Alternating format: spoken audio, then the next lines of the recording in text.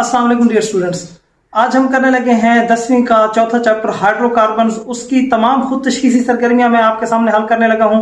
तो बेटा आप हमेशा की तरह कॉपी पेंसिल निकाल लें ताकि मैं जो है वो आपको रिटन फॉर्म में क्वेश्चन आंसर पेश करूं जैसा कि हमेशा की तरह मैं पेश करता हूं।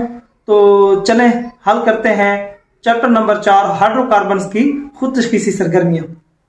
तो सबसे पहले हम हल करने लगे हैं खुद तशखीसी सरगर्मी नंबर 12.1। तो उसका पहला सवाल है कि हाइड्रोकार्बन्स को बुनियादी ऑर्गेनिक कंपाउंड क्यों तस्वुर किया जाता है। तो उसका जवाब नोट करें कि हाइड्रोकार्बन वो कंपाउंड हैं जो सिर्फ कार्बन और हाइड्रोजन एलिमेंट से बनते हैं। तो हाइड्रोकार्बन को बुनियादी ऑर्गेनिक कंपाउंड माना जाता है क्योंकि दूसरे जितने भी ऑर्गेनिक कंपाउंड्स हैं इनमें से एक या एक से ज़्यादा हाइड्रोजन एटम को दूसरे एटम या एटम के ग्रुप के साथ तब्दील करके हासिल किया जाता है। तो इसीलिए हाइड्रोकार्बन्स को बुनियादी ऑर्गेनिक कंपाउंड माना जाता है। यानी क्योंकि बाकी जितने भी ऑर्गेनिक कंपाउंड्स हैं वो हाइड्रोकार्बन से ही हाइड्रोजन को हटा के वहाँ कोई और एलिमेंट लगा के तो ऑर्गेनिक कंपाउंड्स बनते हैं। तो इसलिए जो है इनको बुनियादी माना जाता है।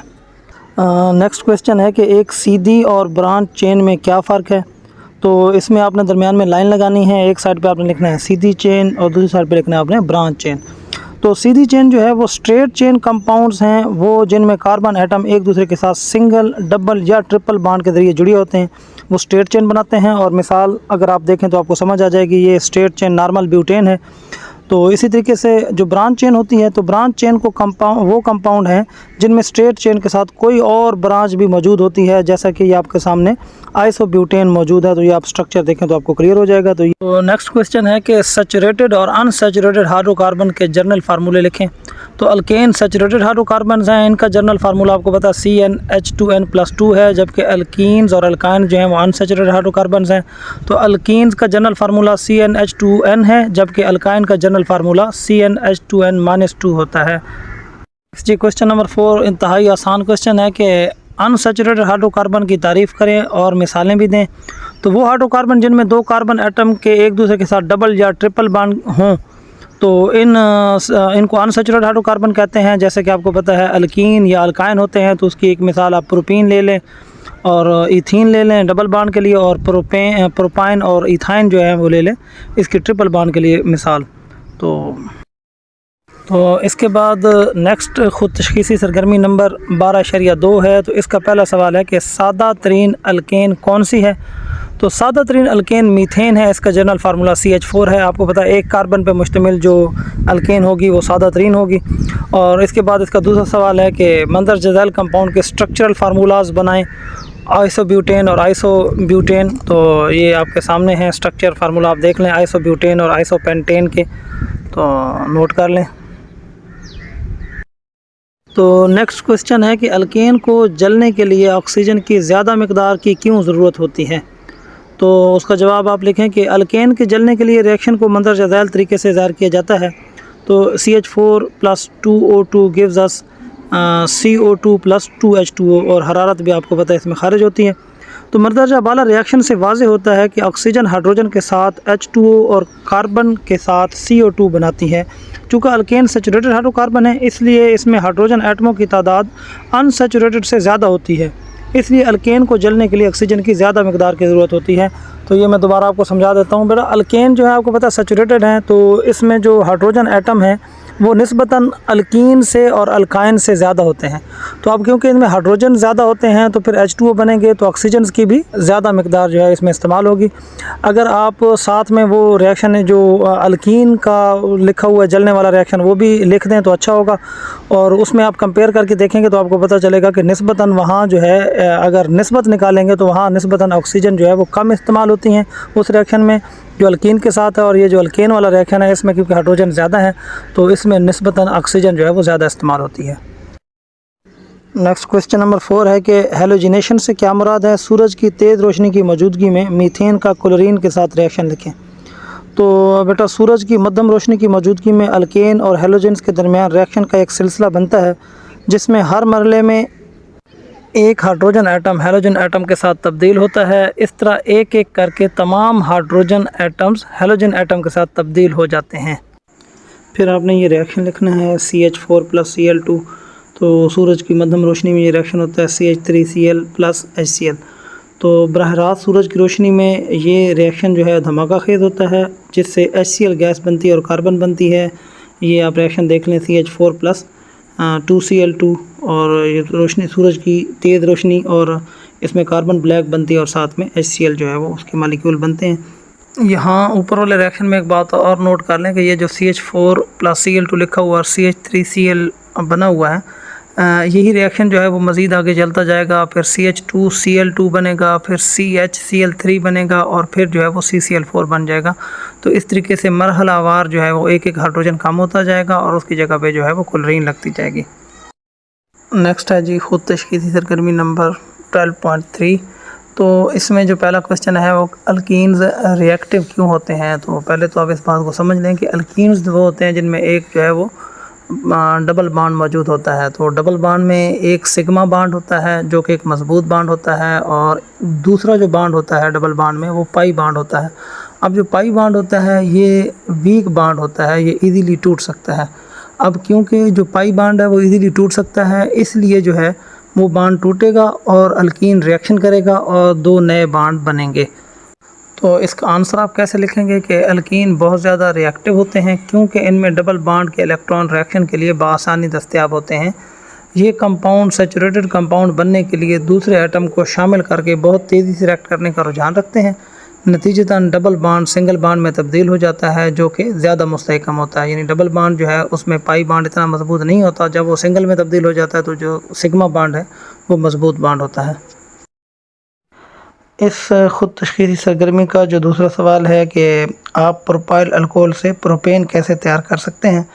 तो प्रोपेनॉल और कंसनट्रेटेड सल्फ्यूरिक एसिड के मिक्सचर को 180 डिग्री सेंटीग्रेड पर गर्म करके प्रोपेन तैयार की जाती है।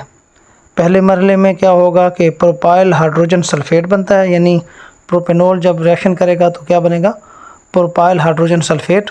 फिर उसको गर्म करते हैं तो गर्म करने से डिकम्पोज होकर प्रोपेन बनाता है, जिसे पानी के ऊपर जमा किया जाता है। यानी पानी के अंदर ये बनेगा तो पानी में से इसको जो है ये जमा कर लिया जाएगा, क्योंकि पानी में ये सॉल्युबल नहीं है तो ये गैस की सूरत में जो है वो ऊपर उठेगी और आप इसको जो है वो पानी के ऊपर से हासिल कर लेंगे। तो नेक्स्ट क्वेश्चन है कि ऑर्गेनिक कंपाउंड की अनसैचुरेशन मालूम करने के लिए टेस्ट लिखें। तो सबसे पहले तो आपको ये पता होना चाहिए कि अनसैचुरेशन से क्या मुराद है। तो अनसैचुरेशन से मुराद होता है कि किसी कंपाउंड में डबल या ट्रिपल बॉन्ड की मौजूदगी।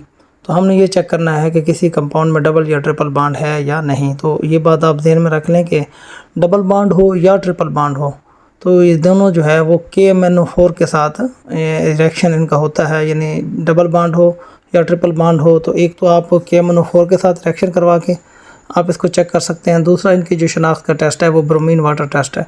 तो यहाँ पे जो है मैं KMnO4 के साथ जो है उसका आंसर लिख रहा हूँ।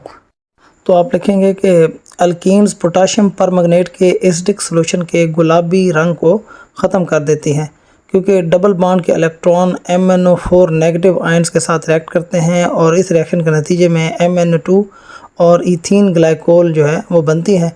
इस तरह डबल बॉन्ड पर दो हाइड्रोक्सिल ग्रुप शामिल हो जाते हैं। अच्छा, यहाँ पे इसकी पहचान क्या होगी कि अगर जो है वो रिएक्शन होगा तो गुलाबी रंग जो है वो KMnO4 का ख़त्म हो जाएगा। तो KMnO4 के गुलाबी रंग का ख़त्म होना इस बात की निशानी होगी कि रिएक्शन हुआ है और इस बात की निशानी होगी कि डबल या ट्रिपल बॉन्ड मौजूद है। अगर आप अपने आंसर को मज़ीद बेहतर बनाना चाहें तो आप जो है इसके नीचे वो अल्कीन वाला रिएक्शन वो लिख दें, और मज़ीद बेहतर बनाना चाहें तो आप ट्रिपल बॉन्ड वाला जो अल्काइन में दिया हुआ है प्रोपाइन का रिएक्शन लिखा हुआ किताब में, आप वो भी यहाँ पे शामिल कर सकते हैं।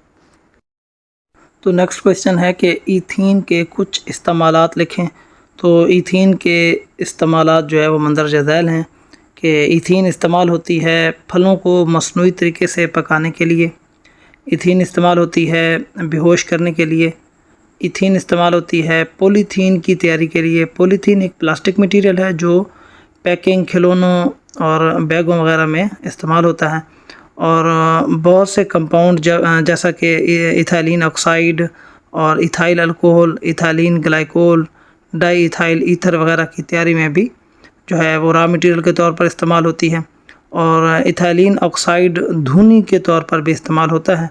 इसके अलावा जो है इथाइलिन ग्लाइकोल एंटी फ्रीज़र के तौर पर भी इस्तेमाल होता है और डाई इथाइल ईथर और इथाइल अल्कोहल को बतौर सॉल्वेंट के तौर पे भी इस्तेमाल होते हैं। और लास्ट जो इसका इस्तेमाल वो ये है कि जहरीली मस्टर्ड गैस बनाने में भी इस्तेमाल होती है, जो केमिकल वार में इस्तेमाल होती हैं। तो नेक्स्ट है जी खुद तशख़ीसी सरगर्मी नंबर 12.4। तो इसका पहला सवाल है कि अल्काइन्स एसिटिलीन्स क्यों कहलाते हैं। तो उसका जवाब आप लिखेंगे कि सादा तरीन अल्काइन एसिटिलीन है जिसका मालिकुलर फार्मूला C2H2 है। क्योंकि इस सीरीज़ का पहले मेंबर का नाम एसिटिलीन है तो इसलिए अल्काइन्स एसिटिलीन्स कहलाते हैं। यानी अल्काइन्स का जो पहला मेंबर है वो क्योंकि उसका नाम एसिटिलीन है तो अल्काइन अपने पहले मेंबर की वजह से जो है वो एसिटिलीन्स कहलाते हैं। नेक्स्ट क्वेश्चन है कि एसिटिलीन से टेट्राब्रोमोइथेन कैसे तैयार होता है। तो बेटा एसिटिलीन जो है वो ब्रोमीन के साथ केमिकल रिएक्शन करके टेट्राब्रोमोइथेन बनाती है। जब एसिटिलीन ब्रोमीन वाटर के साथ रिएक्ट करती है तो ब्रोमीन वाटर का सुर्ख भूरा रंग जो है वो टेट्राब्रोमोइथेन बनने की वजह से ख़त्म हो जाता है। ये रिएक्शन भी आप देख लें और ये वही रिएक्शन है जो अनसेचुरेशन चेक करने के लिए भी इस्तेमाल होता है। यानी ये अनसेचुरेशन का टेस्ट भी है जिससे आप जो है वो अल्कीन और अल्केन में फ़र्क करते हैं। क्योंकि यहाँ पे जो ब्रोमीन वाटर है उसका भूरा कलर ख़त्म होगा, ब्रोमीन वाटर रिएक्शन करता है सिर्फ अल्कीन के साथ, अल्केन के साथ जो है ब्रोमीन वाटर रिएक्शन नहीं करता। तो अगर अल्केन होगा तो ये टेस्ट नेगेटिव आएगा और अगर अल्कीन होगा यानी डबल बॉन्ड या ट्रिपल बॉन्ड मौजूद होगा तो अनसेचुरेशन अगर मौजूद होगी तो उसका कलर जो है वो गायब हो जाएगा और ये टेस्ट पॉजिटिव आएगा जिससे जो है वो अनसेचुरेशन की शनाख्त हो जाएगी। तो नेक्स्ट क्वेश्चन है कि आप टेट्राक्लोरोइथेन से एसिटिलीन कैसे बना सकते हैं। तो जब टेट्राक्लोरोइथेन को जिंक डस्ट के साथ गर्म किया जाता है तो एसिटिलीन हासिल होती है। रिएक्शन आपके सामने है। ये टेट्राक्लोरोइथेन यानी 4 क्लोरीन वाला ये कंपाउंड है। तो जिंक डस्ट के साथ आप जब इसको रिएक्शन करवाएंगे तो ये इथाइन जो है वो बन जाएगी और साथ में ZnCl2 बनेगा।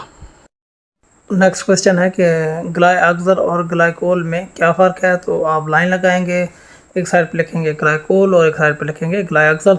तो ग्लाइकोल का फार्मूला आपके सामने, एक तो आपने ये फार्मूला लिख देना है और ग्लाइअक्सल का फार्मूला भी लिख देना है। दूसरा फार्मूले से ही ज़ाहिर हो रहा है कि ग्लाइकोल जो है ये एक डाईओल है यानी एक अल्कोहल है और ग्लाइअक्सल जो है ये एक एल्डिहाइड है। मज़ीद अगर आप एक फ़र्क लिखना चाहें तो आप यूँ भी लिख सकते हैं कि ये जो ग्लाइअक्सल है ये ईथीन की ऑक्सीडेशन से हासिल होता है। KMnO4 के साथ आप जब ऑक्सीडेशन करते हैं और ये जो ग्लाइअक्सल है ये जो है ये इथाइन जो है उसकी जब KMnO4 के साथ ऑक्सीडेशन की जाती है तो ये उससे हासिल होता है। नेक्स्ट जो है वो इस खुद तशख़ीसी सरगर्मी का आखिरी और इंतहाई आसान क्वेश्चन कि ऑक्ज़ैलिक एसिड का फार्मूला लिखें। तो ये ऑक्ज़ैलिक एसिड का फार्मूला आपके सामने है तो इसको आप नोट कर लें। उम्मीद है आपको जो है वो तमाम खुद तशख़ीसी सरगर्मियों में दिए हुए क्वेश्चन समझ आ गए होंगे, इनके आंसर्स आपने नोट कर लिए होंगे। इसके बाद जो है हम इसी चैप्टर की मशक हल करेंगे नेक्स्ट वीडियो में। तो मिलते हैं नेक्स्ट वीडियो में, तब तक के लिए इजाज़त दीजिएगा। अल्लाह हाफिज़।